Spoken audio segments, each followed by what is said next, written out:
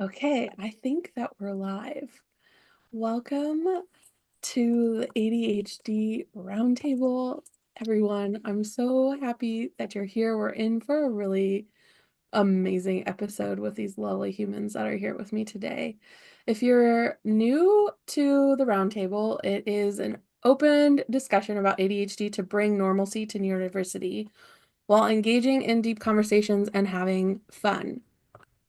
And if you are someone who continues to follow and you've seen this is episode 19, you will notice that things look different and chaotic around me. I moved on Saturday and I was really tempted to make this look amazing. But part of what I share with everyone in all my containers is all parts of you are welcome here. And that includes me. And so I'm going to bring some compassion and grace to myself that I only moved, what's today? Wednesday, Sunday, Monday, Tuesday, 4 days ago. So it's really okay that I haven't finished unpacking and it's just going to be what it is. So thanks for being part of my chaos this week. Okay, so we've got Anna, Lila, and Rain. Thank you so much for being here. My first question to you today is when did you tell us a little bit about how you discovered that you have ADHD and if you chose to get diagnosed or not? There's no right or wrong answer.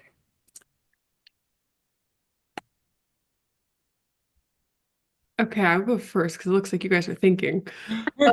So I grew up in a household where we didn't talk about mental health or anything. We didn't see doctors. All of this was it wasn't on the radar. And um I think it was one of those things that I was like, oh, it's not real, it's not a thing. And then I realized as I kept getting further in my education and my careers that I work different. I have things that other people don't deal with, and there was something going on that, again, wasn't the norm for everyone. So I am self-diagnosed. I still don't see or deal with doctors. But I have very recently, I'd say in the last 2 or 3 years, come to embrace that my brain is functioning different than other people, and I need to figure out a way to ebb with its flows because I can't do things the way everyone else is doing them. I don't learn the way everyone else learns. I don't retain the way everyone else retains, and that's okay. That's awesome. Yeah, I think I found out, God, like maybe a year or two ago. My old roommates, I was like home from work for the day, and I started painting my now bar cart, her room, cleaning the couch, and doing dishes and doing something else all at once. And I was just like, oh, this is normal. And she made a joke about me having ADHD, and I went, what? And I was like, what do you mean? And then I talked to my therapist about it. She went, we haven't talked about that? Yes, you do. Oh, so I went down a whole rabbit hole of learning about it, and I was like, everything makes sense. Hmm. Yeah, Hmm. I just had no idea for the longest time. I just thought normal people thought this way. Yeah, I just thought women can multitask. Yeah, I know. I was like, that's fine. It's normal. I think it's funny because I'm pretty sure my mom also has undiagnosed ADHD. And so that's a big reason too why I felt like it was like a normal thing that I just like got from my mom or a personality trait. But my friend in elementary school, she got diagnosed with ADHD. And I thought, and everybody else would just joke around and be like, yeah, but Rain's the one who's got it bad. Like, and they would just joke about it. And I think I was just in a place where I didn't even like have enough of a capacity to like comprehend or think about what that really could have meant or anything. I just knew that like ADHD means that you are kind of all over the place, and I definitely identified with that, but I never got diagnosed until about a little under 2 years ago when I was like trying to be a businesswoman as an adult and realizing that like my I need to learn how to work with my brain or like keep it smooth so that I can do what I want to do. And so yeah, I got officially diagnosed a little under 2 years ago. Nice, we're all kind of fresh. Awesome. What is one of your favorite things about your flavor of ADHD? I can go first for this one. I think it is my drive to be able to do so many things. I feel like I get a lot of it's a blessing and a curse because of people will always be like, how do you do all of those things? And I'm just like, ADHD, like, just my secret sidekick over here. But it's also the thing that hinders me from doing a lot of things sometimes. But I think that for me, I'm mostly like, I feel like it keeps my inner child around. Mm. hmm Keeps me bubbly and excited and motivated, and like I can work with kids and I can put energy into other people because I like have this unknown source of energy being pumped into me. That's so cute. I love that. Yeah, me too. And- I think mine's and- very similar. I like that it can help me like do so many different things, and like I have cultivated like a business platform that can help me never be bored. And if my ADHD is getting really bad, I can just switch tasks and I can just incorporate like multitasking into my day so that I don't just kind of end up hyper fixating on the one thing that's not actually important. And I've like kind of found ways to like figure out how to make sure that I can stay focused on the things that are important by like creating a few things at once to have at the same deadline, and then I can make sure it's all like accomplishable, but it's still fun. And like when I'm doing the boring things, I'll like give myself like a treat of like a fun thing after or even incorporate it into it.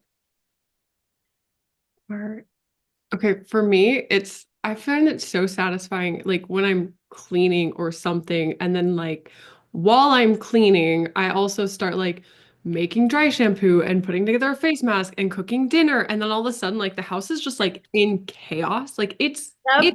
chaos, but like in the end, it's all like wrapped up and beautiful, and like everything gets done, and there's just like this moment where I'm like, whoa, I just did so many things. I feel so accomplished. Yep. It's chaos for like the 4 hours, but at the end, it's like, yes. And then you can just relax, which is Yeah. so hard. Yeah. Except then there's like that one thing that's like off and you got to go like do it real quick. But Of yeah. course. embracing the chaos. Yes, I love that. As a non-ADHDer, one of my favorite ADHDers are some of my favorite people in the world. Oh. Um, Something that I love about ADHDers is the way you all take in information is so magical. Like, What do you because you like what I witness is like you taking in information through all of your senses simultaneously, which can be overstimulating sometimes for you, but in general, but the way that you do it means that you can like solve a problem in like 1/16th of the time that my brain can do it mean? most of the time. And so when I'm stuck on a thing that I know will take me like 3 weeks to like figure out, I will just call an ADHD friend and be like, hey, this is my problem. Can you help me? And then in like 30 seconds, you'll have like 6 solutions for me. And I'm like, how the fuck did you do that? That's amazing. A timeline. Let's usually do it. A task Mhm. timeline is like, let's go, hunker down. I feel Okay. about the taking in information though. I feel like I've noticed that myself and other people with ADHD, like I think we also have more empathy, I feel like, because we're like thinking about all of the ways that something can be taken and Mhm. how it can be perceived. And yeah, I also agree with that. I like that.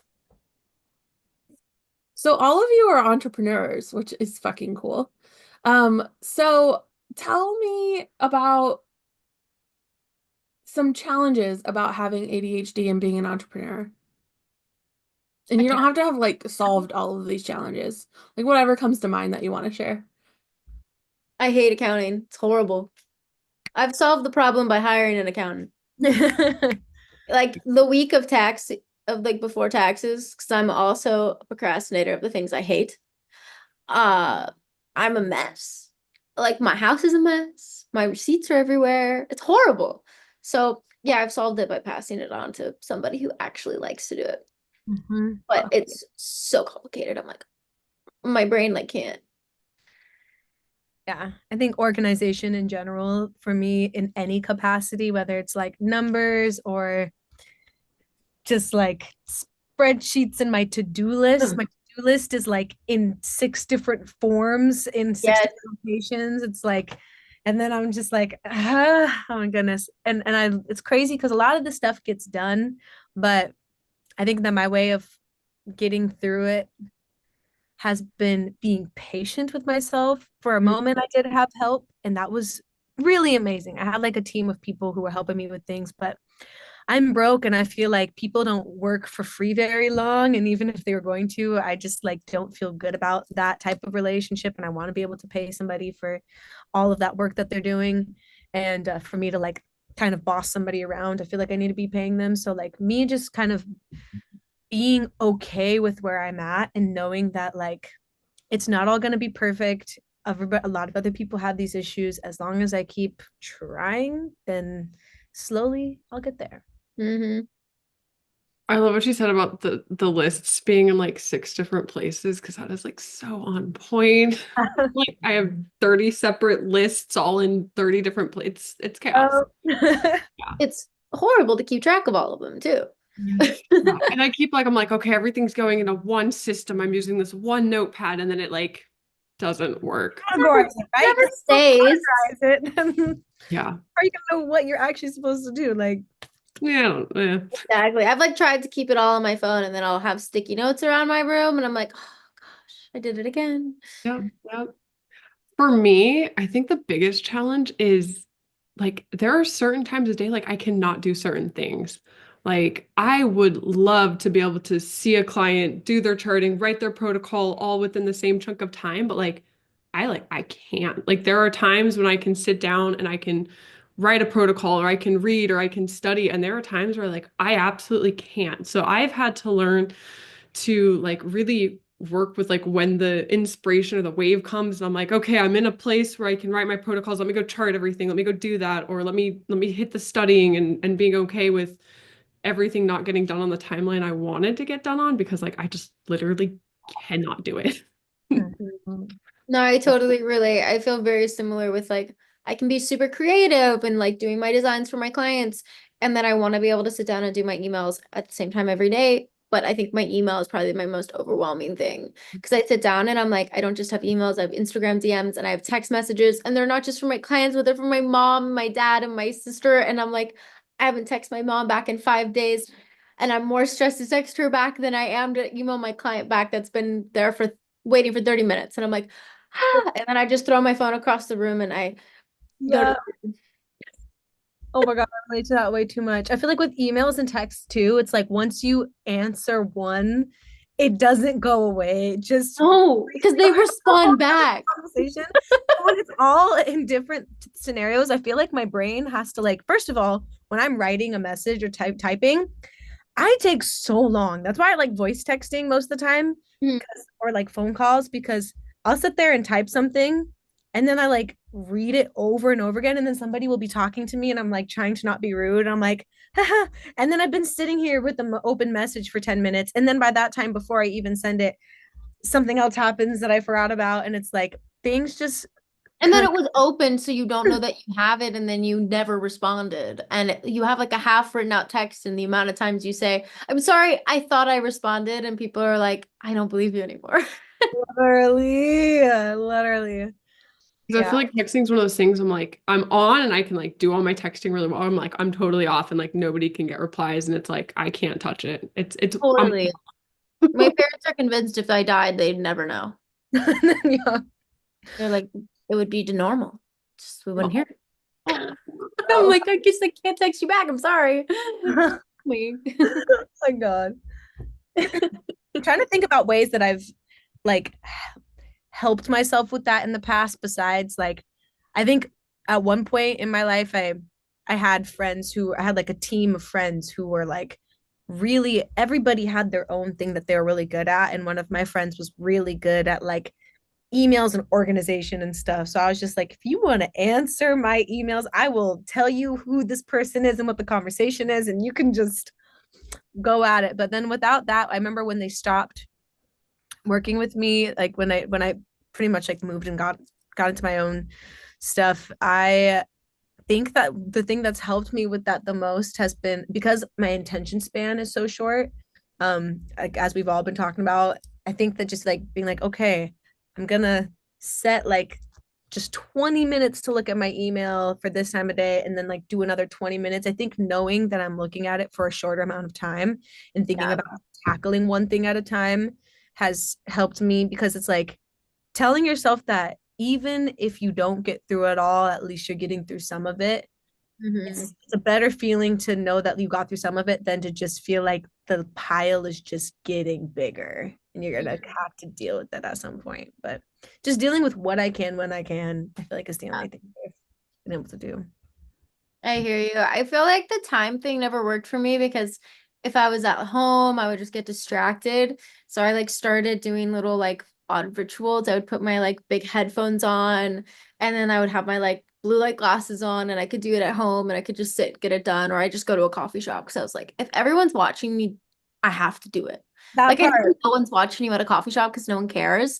But Yeah. like I'm in the world of people and if I'm on my phone, I'm gonna look like I'm being very unproductive. So I better get my laptop out. Better, yeah. That's so funny because I get really productive at coffee shops too, and I've never thought about it in that context or why, but something about like being around other people and movement helps me like focus. And Yeah, it's because if I'm by myself, then who's gonna know that I have slacked off for 4 hours and I painted a whole different project that wasn't for any of my clients and I haven't answered a single email. Nobody would know. But for some reason, I would think the barista would know, they're but gonna know, and they're they gonna, wouldn't know. say something. Yeah.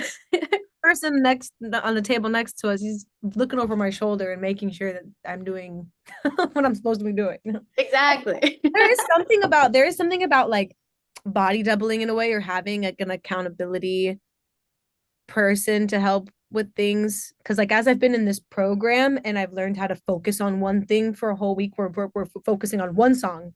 And the only way that I've been able to like practice focusing so hard is having somebody else in the room who's like working on the same thing as me. And when I had a team of friends that was helping me out, we would all be like we're going to take this 2 hours to accomplish these set of tasks and we're all like doing this one part of it. There's something about having a community and actually like properly body doubling because there's been times I've tried to do that and it is more distracting. But if you're with other people who are doing it properly, I have also found that like just being around people, like you hold yourself accountable a little bit more. That's funny. I've never heard the term body doubling before, but I find it really hard being a solo entrepreneur. And I just have this vision that I'm like, if I just had someone like doing it with me, I would be like 10 times more productive and on it. And like I could reach the moon, but like doing it alone is Yeah, like we could cure the world if we just had two more people. Right? Come on. someone. So But it's so expensive because then you're like, oh no, I'm responsible for your income and your food and I you're can't like, even do my own. yeah, That's I'm why like, you're your business partner. You gotta like give them some skin in the game. yeah, exactly. And I'm like, there's not enough game like, to give. No. Okay, I'm gonna circle back to some of the things you guys were talking about. Accounting, bookkeeping. Anyone who's watching, if you need a bookkeeper, I can connect you with somebody that could help you with that, no matter where you are in the United States. So I have a connection there. Um, for lists and project management type of stuff, if a digital thing would be useful to you or anyone watching, ClickUp I have found is the best. It's free. Um, it does a lot of really fucking cool things. I'll have to look Um, that up. yeah. Um, I have some clients who are using it currently and they love it. Um, obviously any any to-do list or program management or anything that you use does require executive function to put the thing in there. But once you get it a little bit set up and into a routine of using the new thing, I find that that one works really well. And you can pay for it to do some like extra automation shit too.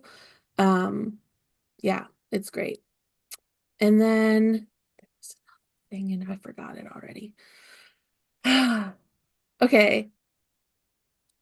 Body doubling. Yep, Mm. it's gone.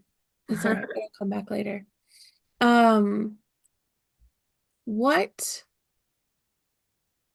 how do you think that your ADHD has helped you in your entrepreneurship?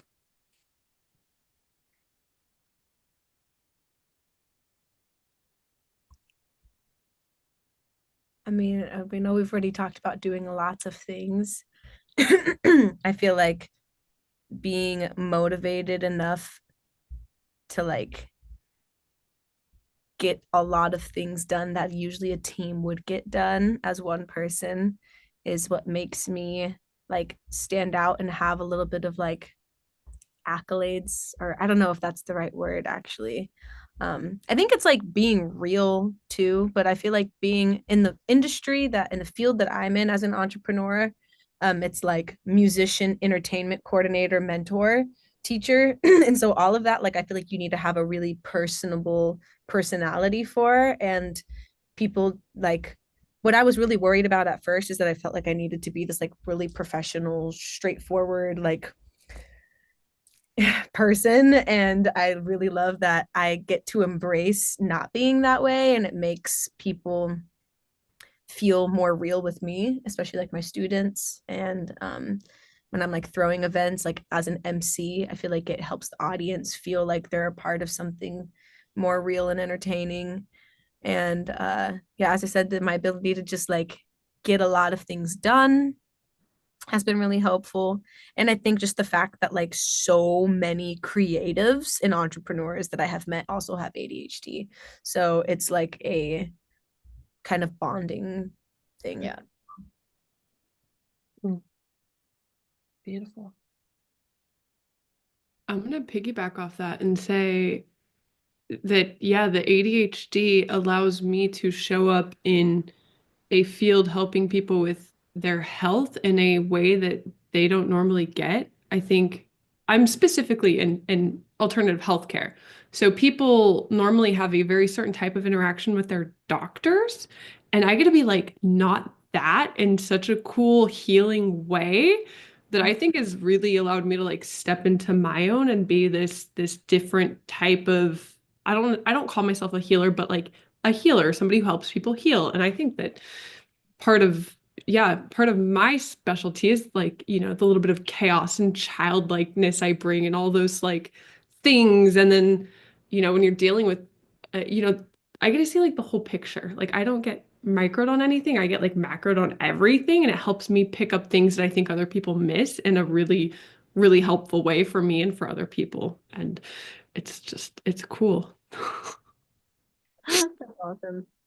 Yeah, I feel like since I do like mostly murals, so like large scale stuff, a lot of the times I'll sit down with my clients on our first like consultation, and I feel like my ADHD helps me like problem solve a lot faster, where we're like talking about designs and I'll just like in 30 seconds just like get an image in my head, and I'll sketch out, it looks really bad at first, but I'll sketch out something really quick on my iPad just to like show the client where we're headed, and I've never had one hate it, so that's good, or they're lying to me.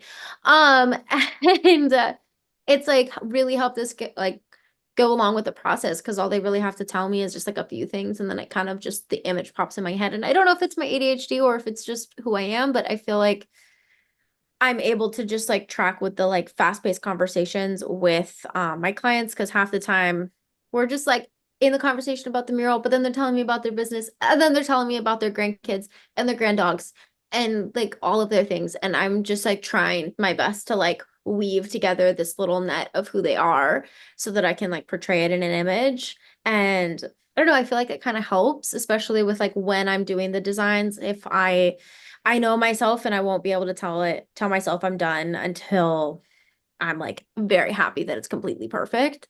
But if I like take enough space away and I start doing another task, I can come back with like fresh eyes and just see it in a whole new perspective and decide, oh, actually, no, it is done. I am like solid. I'm happy with it. And I've also already finished cleaning up, so it's great. That's awesome. Okay, you all have already touched on what you do a little bit. So tell us who you are, what you do, and shamelessly plug whatever you want to everybody who's watching. We need like an order. Who goes first? Jess, you choose. Me, Lila. Okay. I'm Lila. I have a company called the Living Wellness Lounge, and I help people with chronic and mysterious health symptoms finally find relief and answers that they haven't been able to find elsewhere. I so wholeheartedly believe that a lot of people aren't feeling very good in their bodies right now, and that distraction, that energy going to chronic symptoms and feelings of malaise are really preventing people from being able to show up in the world with their light and their love and make the world a better place and do their work in the world. So I get to help people feel good. And I do that through functional nutrition and clinical herbalism. And I blend Eastern medicine in with everything I do. And it's just this really beautiful craft of using plants and helping people to like step into their own through feeling good in their bodies. That's Are you able to help people all over or just locally? all over. Great. So if people want to find you, how could they do that? I have a website called thelivingwellnesslounge.com, and from there you can sign up for my newsletter and get connected to me on my socials. It's probably the best, easiest place to find me. Awesome. You could popcorn to somebody. Popcorn Rain. I first of all, that's so amazing, and I am excited to touch base with both of you guys about what you do. I, as an ADHDer, have a lot of roles, have a lot of different things going on. I'm mainly a musician, but I started off with in Portland when I was living there a few months ago. I was building open mics for people and like album release shows. And then I started a small festival company because I really loved the idea of combining small businesses and art and music together in a showcase form. So I started throwing little mini festivals for like small businesses to come out to, and we actually had somebody like paint a mural at our festival, and we were really trying to get like health services in. I'm going to contact both of you guys about this. I'm going to shamelessly plug the next music festival my friends and I are throwing in Portland is at Alberta Abbey, January 31st. It's called Love Fest. After this crazy time of holidays and the inauguration and all that, we decided to kind of bring some health and self-love and self-care into the community with some dancing, some art, some music, and vendors. I'm currently going to a music academy right now in LA and learning how to be a producer. So I also teach music. So kind of like a lot of music encapsulated things all over the place. I do. Where can people find you, Rain? Rainezra.com. Also in my Instagram at Rainezra, Rainezra. I have a link tree that goes to like all of my different things. And then in my bio on Instagram, you can find my festival company and my work, my mentorship company. So I also mentor young musicians in life and music stuff. So it's like helping them with like general life skills, but it's also like geared towards musicians. So teaching them how to be a musician in this industry. And then yeah, you can find all my information mainly on my Instagram, Rain Ezra. And Rain has is your ADHD song out yet? You can find it on Instagram. Okay, great. You can find it on Instagram. It's not on all platforms yet, but you can Okay. hear my ADHD song on my page. But Rain Ezra has music out on all platforms and it's amazing. And I'm just gonna shamelessly say this for her. I have a degree in music education, so I have a large background with music. Rain Ezra is my favorite singer of all time. She's very, very talented. Go check her out. Listen to her music. Let her make some money on Spotify.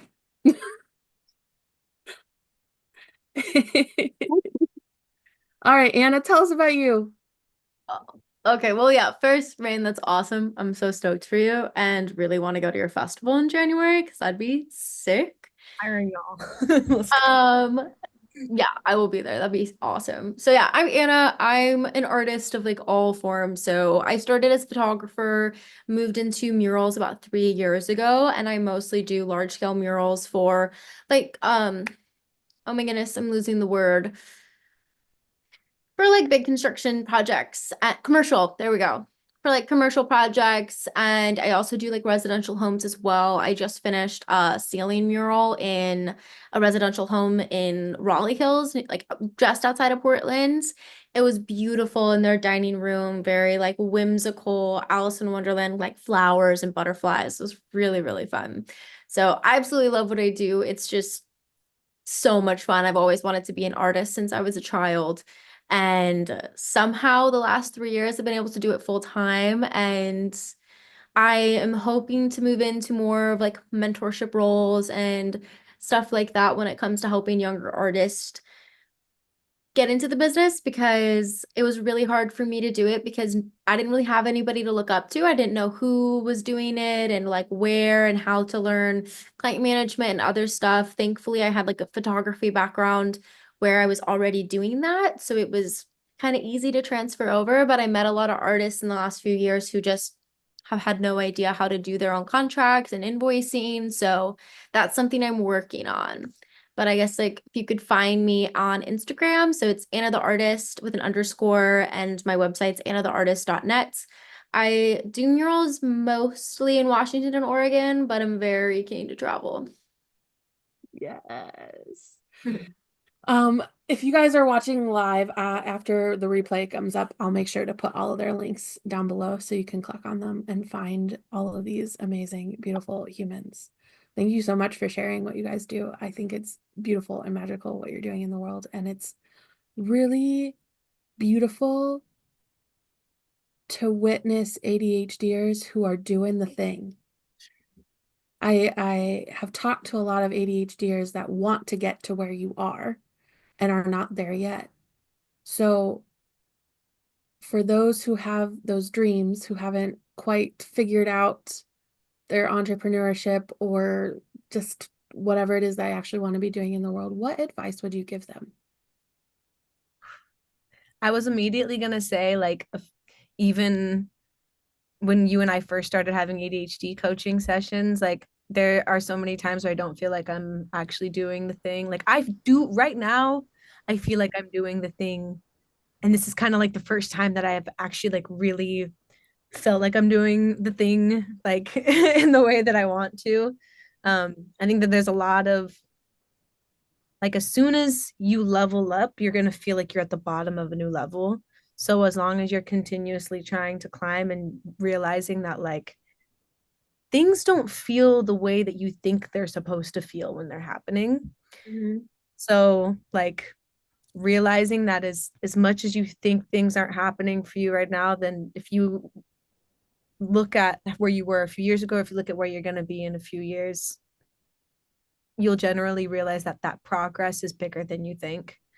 And everything, like all of the ways of all of the different processes are okay. Like if you're going through it slowly, if you're going through it with help, if you're going through it without help, like all of those processes are okay and meant to be. I feel like I sound very hippie, but Okay, But it's true. it's just what it is, okay? you touched on a really important point.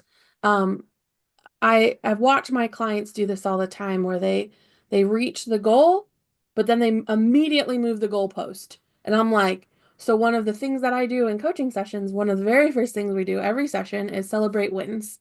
So that Yeah. you remember, like, oh my gosh, I just did that thing. And you have to like sit in the celebration of it and let yourself feel it.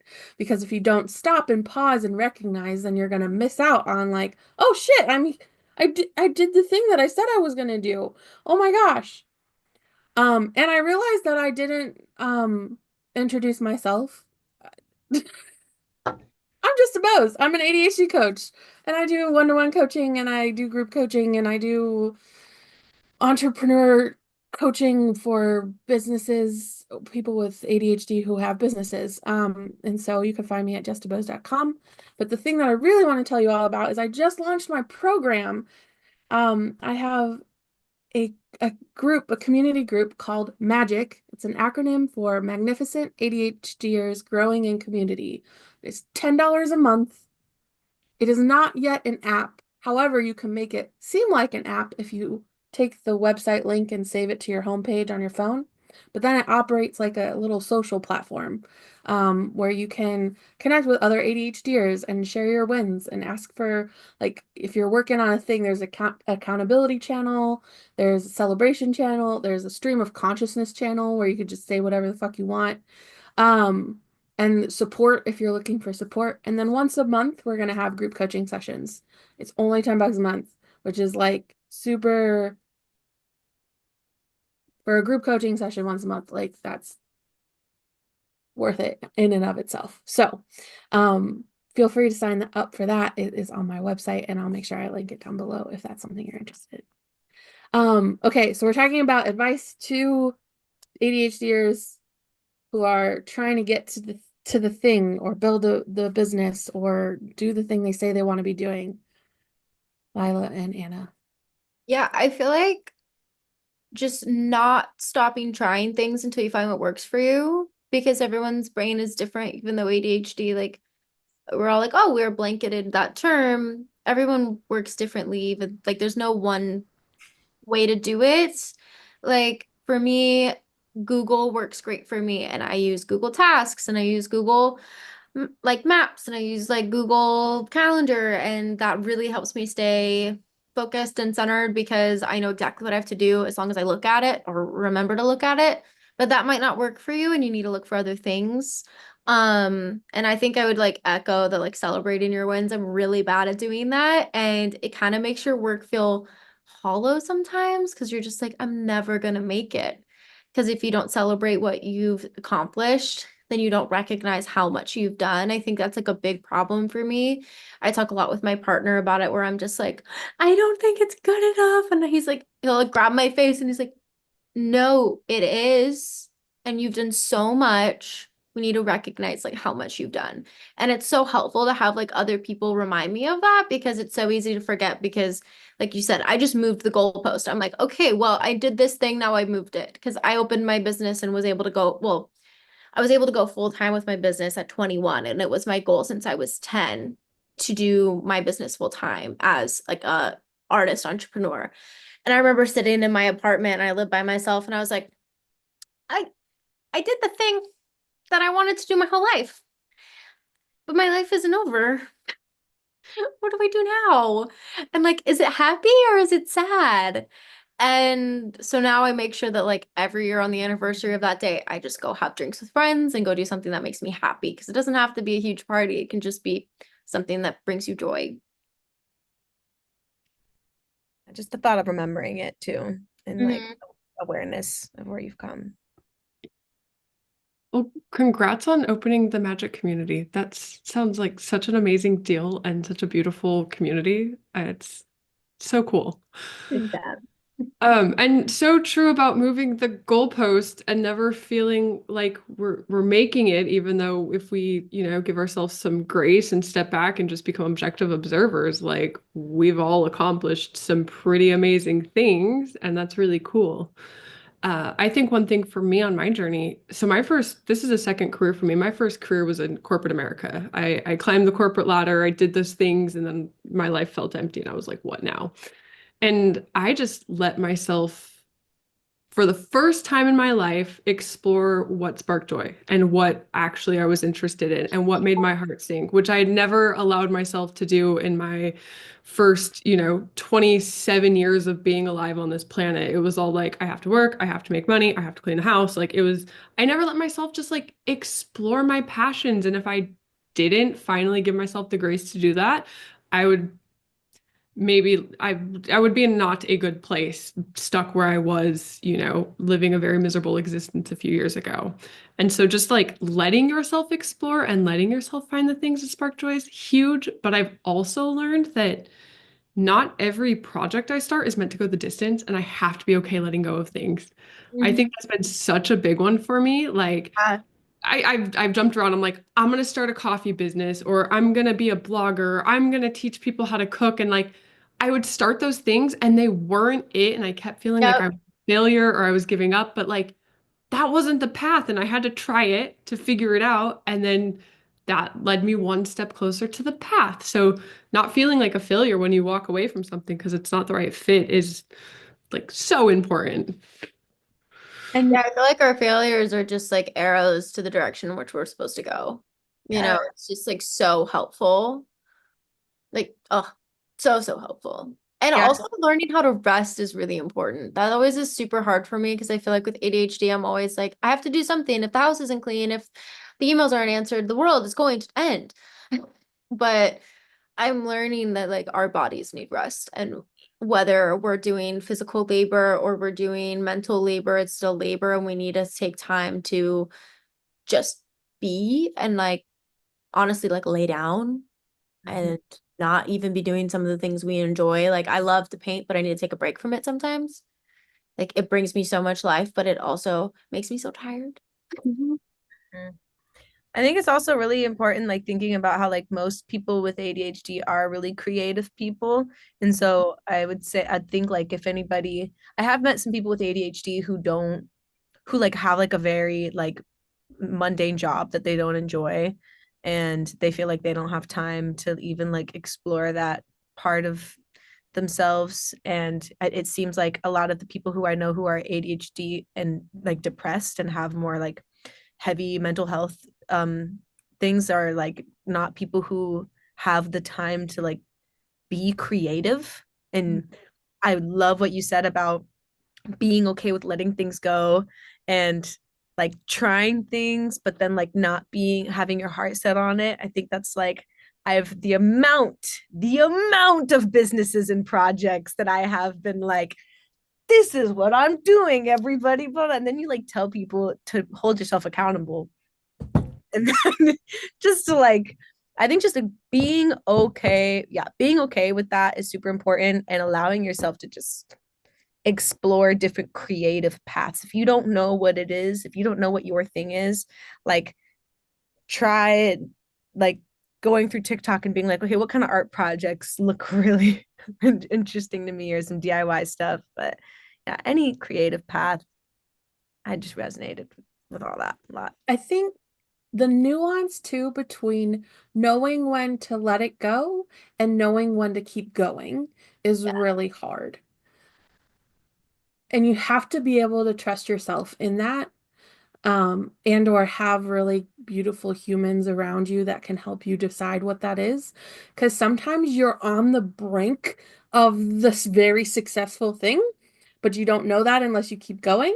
And Mhm. sometimes you're like just beating a dead horse and it's time to let it the fuck go. Yeah. No, I feel like that's where like just internal discernment is super helpful because sometimes if you're just on the brink of success, your family and friends might try and get you to stop because they love you and they don't want to see you in pain and they don't want to see you fail. But if you feel like you need to see it through, then listen. But if you know, because I feel like we all know that it's not going to work, but you're just doing it just because you started it and you have to prove it to yourself that it's going to work, even though you know it won't, then maybe give up, and maybe like just put it aside and say no, and then go down the path that you actually are excited about, that you're not just holding on to with white knuckles because for some reason, I don't know, I've done that a few times. I just feel like I have to. Well, I Yeah. think a jarring moment for me was like, I mean, I've never felt so sure of what I'm doing in my entire life. Like, I know I'm doing the work I'm supposed to be doing and I'm in the place I'm supposed to be at, but it's still really hard and challenging. And, I thought like in my idealistic head, like I was going to walk the path and it was going to be all sunshine and rainbows. And it really like hit me. And so that like doubt pops in, or that imposter syndrome, or all those things that are like, is this right? If it was right, it shouldn't be hard. But and my like litmus test for these things of if I should keep going or not is it's hard. No matter what I'm going to do is hard, but am I suffering? Or like, is it a welcomed hardness? Like, how is this hardness being perceived by me? Because the things that weren't right, like it was a slog, it was suffering. It wasn't like it was hard, but it was like a different type of hard. And this is like hard, but a good different type of hard, if that makes any sense to anyone out there in the world. Totally. It's just like when you're doing what you are supposed to be doing, it doesn't feel like you're drowning. It feels like you're running a marathon, you know? Like you're not dying. Mhm. A marathon, I mean, I'm not a runner. If I tried to run a marathon, I would feel like I'm dying, but at least you could breathe. You could stop versus like being drowning. You're like, "Oh, maybe I should have just swam up." Yeah. Yeah. I saw a quote on Instagram like today or yesterday. It said, the best thing I learned this year was how to still enjoy my life during my storms. As long as we have life, we have problems. My entire world can be in chaos, and I'll still try to find a reason to laugh and smile. And I feel like that's what I learned a lot this year is like, yeah, one of the most chaotic weeks of my life happened last week. Mm-hmm. I moved over the weekend, but the week prior on Sunday, I threw up my back the week I'm supposed to be packing and moving. Worst fucking timing ever. But the universe was giving me really huge opportunity to ask for help and allow myself to receive and open up, which is ironically my word for 2025 is open. So the thing that for me, my philosophy is that everything is always working out for me in exactly the timing that it's supposed to. Um, but I'm learning how to embody that instead of just thinking it. And it's really cool to be in that space. Mhm. Anna, you mentioned rest, and I wanted to touch on this because it is so important. I'm actually working on a course for ADHDers about rest because there's My actually God. 7 different types of rest. What? Yes, Talking. we're familiar with physical rest, but there's also mental rest, Mhm. social rest, spiritual rest, sensory rest, emotional rest, and creative rest. And Mm. so a lot of times ADHDers are like, I don't want to rest because they think it means sitting down and doing nothing. But Mhm. actually, it depends on what type of rest you need. And maybe your brain has been working all day and you need some mental rest, and actually some exercise is the thing that you need. But we don't equate exercise with rest. Mhm. And so learning how to differentiate between the rests and figuring out within your body what it is that you need, then you can like, oh, I need a break. I'm gonna go color. Or, oh shit, my emotions are just like all over the place. I really need to go scream or dance or journal or whatever your thing is to process your emotions. And not just process them, feel actually fucking feel them. Yeah.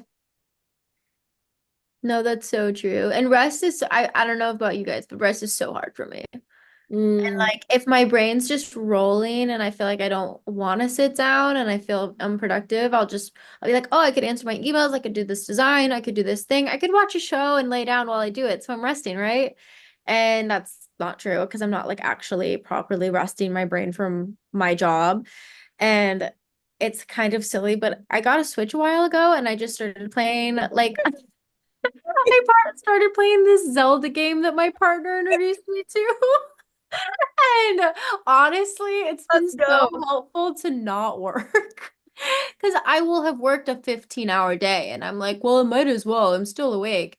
And I'll just, instead of grabbing my laptop and doing emails, I just sit down with my little Zelda game. And never in my life did I think I would become this like Nintendo kid, but I am. And it's so nice. Literally just got one with my boyfriend on Black Friday and got Yep. Zelda and Mario Kart. And that is, I like the reason I got it was because I was like, I need a forced break mechanism, Yeah. something that like takes me out, literally out of this world, and then like puts me into like I'm a kid mind state again where there's like, all I'm worried about is collecting gems and killing a monster. Like, it's just- Exactly, but it like has a task for you to do, so you feel productive enough to rest. It's lovely. Mhm. That's so funny. Yeah, I feel like maybe I don't know if this is an ADHD thing, but for me, like I never feel like I can rest because I never feel like I've earned my existence. And I'm like very conscious of this. Like it's very like in my awareness, but like sometimes I can't turn it off. Sometimes I feel like I didn't do enough to be worthy of rest today. And so, like you guys, except you're playing Zelda, I play backgammon with my boyfriend. There we go. You Go, gotta do we something. go old school, but like that's like my break away from my reality where I never feel like I'm doing enough or good enough. And there's this inadequacy. And if I just do a little more tonight, I'll be there. And it's like, that's not how it works. It's never how it works. So, for you all and everyone who's listening, you are worthy simply because you exist. You are worthy simply because you exist. And a lot of you are going to resist that even. You're like, no, and that's okay. But you are worthy simply because you exist. And I think part of the dynamic that makes this so much harder for ADHDers is the time blindness. So because 2 hours and 5 years are like the same thing in your brain, you don't really know how to equate how much you did today because you don't have any concept of time. And so that worthiness of being productive enough is this crazy illusion because you actually have no concept of time. And so you have to really learn how to embody what I just said. I am worthy simply because I exist, because the outside world is going to continue to justify all of the things based on time orientation, which is not your skill set. So move away from time oriented shit because it's going to make you fail every time. I feel kind of emotional hearing that because I've never actually equated that to my time blindness. And my time blindness is something like I'm very now coming to terms with that it's like it is there and it's a thing. Like I'm in a new relationship and we keep having like 3 a.m. nights because of my time blindness. Like in my head, I'm like, oh, like I did all the calculations. We'll be like in bed by midnight. And it's like, oh, another 4 a.m. night because I don't have any concept of what time is. And the fact that you mentioned that we don't know how much we did in a day, like that is so true. Like I have no concept of it. I have no idea if I'm doing too much or not enough, and it feeds the inadequacy. So thank you for like bringing that into my purview. Yeah. Yeah, same. Honestly, I never really thought about time blindness ever. So when we're done, I'm gonna probably sit and play Zelda and think about that. Yeah. Because I'm realizing it's very true. Yeah. I saw that I ran across this meme yesterday that was like this monkey like playing with his tail, and the caption was like me waiting to be late so I can start rushing. And I feel like it's just like I'll totally be like I'll even know what time it is, but I am still blind to it. Like I know it and I'm still waiting until I have no time somehow. Like, yeah, it's interesting how you can be blind, like you can think you're so aware of it and still be so blind to it. And I think that because time flies when you're having fun, and I think that a lot of ADHD is fun. Like a lot of experiencing that rush is like entertaining and it's satisfying and it's fun. So like time can really go. Like I it's crazy thinking about how like I have friends who are like, I don't know what to do, or like talking to younger students who are like, I'm so bored, I don't know what to do with myself. I'm like, are you kidding me? I there's no way I could fit everything I wanted to do in my life. In my whole entire life right now. I haven't there's so many things to do, there's no time. Like just gotta go. Gotta experience as much of it as possible. But like just knowing that like the time really you gotta just let it be. I'm not sure exactly what I was saying anymore. Anyways. That's okay. No, it's so funny. So I'm like, being bored is not a possibility. Like you're right. Like we can't fit everything we want to do in our lives, let alone the day. And I get like friends who are concerned because I'll be painting for 10 hours and I will not have known. Yeah. I'm like, oh, it's midnight. I thought it was 7. Oops, Yeah. didn't eat today. That part. Yo. I have snacks hidden everywhere because it's not that I'm like forgetful, it's that I just don't know what time it is. Yep. Yep. And then One if it's of time to eat, you're not hungry, you know.